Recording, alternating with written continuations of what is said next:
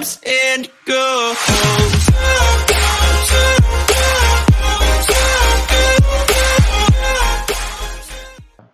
Saya di sini akan menjelaskan tentang norma dan konstitusi. Yang akan kita bahas adalah yang pertama adalah pengertian norma, yang kedua macam-macam norma dan contohnya, yang ketiga pengertian konstitusi dan perubahan konstitusi di NKRI, yang keempat adalah fungsi konstitusi. Norma, apa yang dimaksud dengan norma?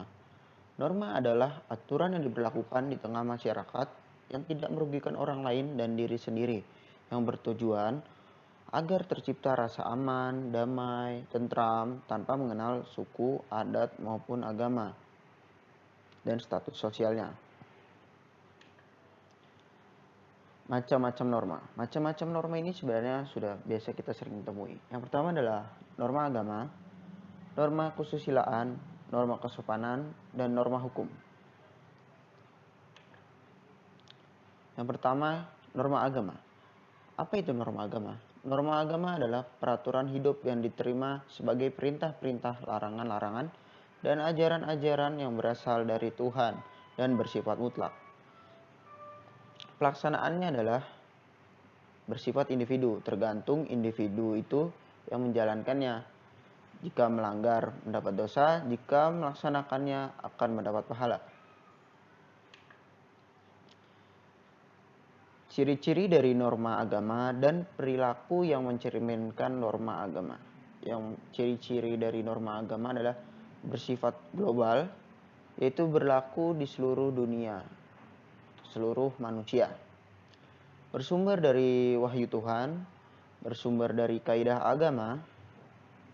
Norma agama tidak akan berubah untuk selamanya. Contoh perilaku yang mencerminkan norma agama yaitu menolong orang yang tertimpa musibah, bersedekah, berbagi kepada sesama, menyayangi sesama, melaksanakan ibadah dan menjauhi larangannya. Yang kedua adalah norma kesusilaan. Apa itu norma kesusilaan? Norma kesusilaan adalah peraturan sosial yang berasal dari suara hati nurani manusia. Dengan menaati norma kesusilaan, seseorang terlatih untuk membedakan hal yang baik dan buruk dan menghindarkan masyarakat dari perbuatan tercela. Ciri-ciri dari norma kesusilaan dan contoh perilaku yang mencerminkan norma kesusilaan. Ciri-ciri dari norma kesusilaan adalah bersumber dari hati yang paling tulus, bukan paksaan dari orang lain, bersifat mengikat, walaupun tidak dalam bentuk tertulis.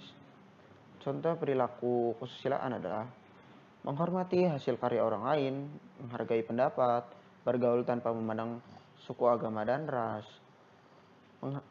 menghormati ibadah agama yang dijalankan oleh orang lain. Yang ketiga adalah norma kesopanan.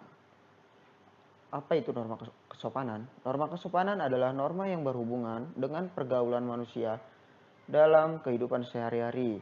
Peraturan sosial yang ditetapkan mengarah pada cara seseorang bertingkah laku secara wajar dalam kehidupan masyarakat, di mana dalam norma ini selalu mengedepankan asas kepantasan, kepatutan, dan kebiasaan yang biasanya berlaku dalam kehidupan masyarakat. Ciri-ciri dari norma kesopanan dan contoh perilaku yang mencerminkan norma kesopanan. Ciri-ciri dari norma kesopanan adalah bersumber dari masyarakat yang saling berinteraksi, berbaur tanpa mengenal suku, agama, dan ras, bersifat tradisi kedaerahan. Contoh perilaku yang mencerminkan norma kesopanan adalah tidak membuat gaduh di lingkungan warga, tidak mencoret-coret tembok, tidak membuang sampah sembarangan, tidak menyetel musik yang sangat kencang sehingga mengganggu tetangga. Selanjutnya adalah norma hukum. Apa itu norma hukum? norma yang berjalan sesuai dengan aturan-aturan atau pedoman hidup yang sudah ditetapkan dalam pemerintah dan undang-undang negara. Jika dilanggar, berarti kita siap dipidana atau dipenjara. Fungsi norma hukum agar masyarakat tidak melakukan kejahatan yang merugikan orang lain, bahkan bisa merugikan negara. Ciri-ciri dari norma hukum dan contoh perilaku yang mencerminkan ketaatan terhadap norma hukum. Ciri-ciri yang pertama dari norma hukum adalah mempunyai ketetapan dan aturan yang mengikat dan menjerat, mempunyai tingkat hukuman yang berat, tidak memandang tingkat sosial seseorang, mempunyai alat penegak hukum yang resmi seperti kepolisian. Selanjutnya adalah bersifat memaksa, mengharuskan, dan melarang untuk kita comply, dan aturan dibuat oleh penguasa. Contoh perilaku dari ketaatan terhadap norma hukum ini adalah tidak melakukan kriminalitas, mentaati peraturan rambu lalu lintas, tidak memakai narkoba, dan taat bayar pajak. Selanjutnya yang akan kita bahas adalah konstitusi. Apa sih konstitusi itu? Konstitusi secara istilah berasal dari bahasa Prancis yaitu constituer. Dalam bahasa Belanda disebut constitutie, bahasa Inggris constitution, bahasa Jerman Constitution. Konstitusi secara luas adalah keseluruhan dari semua ketentuan dasar atau hukum dasar. Sedangkan arti konstitusi secara sempit merupakan piagam dasar atau undang-undang dasar suatu negara atau dikenal dengan istilah loi constitutional yang berarti suatu dokumen lengkap atas aturan dasar negara. Perubahan konstitusi di NKRI. Saat baru merdeka 1945, konstitusinya adalah Undang-Undang Dasar 1945. Saat 1949 sampai 1950 adalah Konstitusi RIS, Republik Indonesia Serikat. 950 sampai 959 adalah Undang-Undang Dasar sementara. 959 sampai 1965 adalah Undang-Undang Dasar 1945 Orde Lama. 1965 sampai 1998 adalah Undang-Undang Dasar 1945 Orde Baru. Saat Republik Indonesia baru merdeka, sehari kemudiannya dirancang dan disahkan oleh PPKI Undang-Undang Dasar sebagai dasar konstitusi Republik Indonesia. Saat setelahnya 1940-an Belanda masuk lagi ke Indonesia dengan melaksanakan agresi-agresinya. Maka dari itu Republik Indonesia berganti menjadi konstitusinya Republik Indonesia Serikat. Lalu saat periode Undang-Undang Dasar sementara, saat itu setelah RIS, karena Indonesia sejak awal ingin negaranya adalah negara kesatuan, bukan serikat, maka Undang-Undang RIS tidak berlaku lama sehingga berganti menjadi Undang-Undang Dasar sementara. Selanjutnya, pada tanggal 5 Juli 1959, berlakulah kembali Undang-Undang Dasar 1945